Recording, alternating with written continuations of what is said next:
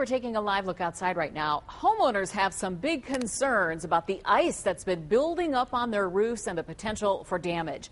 During the winter, all of that snow builds up. It warms up, so the snow starts to melt, and then it gets cold again, and ice begins to grow on your roof.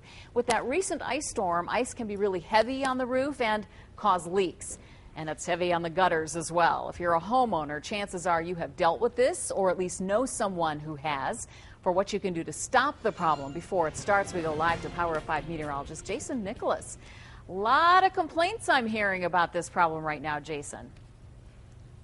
Yeah, Lee, it's a common problem. You know, we've been so cold for so long this winter. Temperatures well below average in December and January. All this ice is building up and building up. And if you ignore it, you could be dealing with a bigger problem than just ice.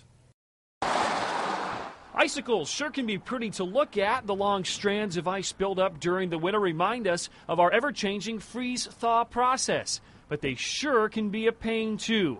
Just ask Carl Kalber. We actually had water pouring out the framework on the window.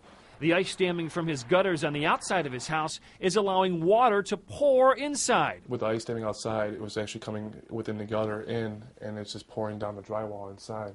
3 to 4 gallons of water into the bedroom. Now Kalburn has to call his insurance company.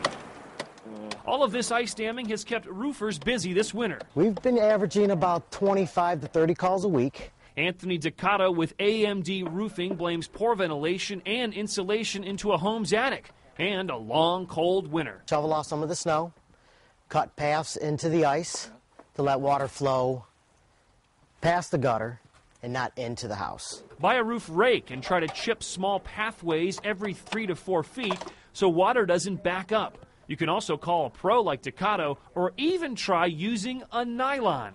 Calcium chloride, put it in a nylon, stick it into your downspouts, which will help water flow into your downspouts, which won't let ice back up into your gutters. And that is the nylon method, Ducato says. The key here is to make sure ice stays off of your roof and out of your gutters.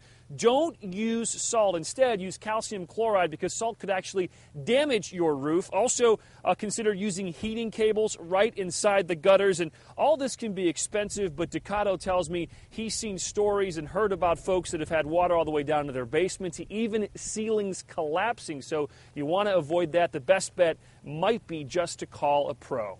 Live in Cleveland, I'm Power 5 meteorologist Jason Nicholas, News Channel 5.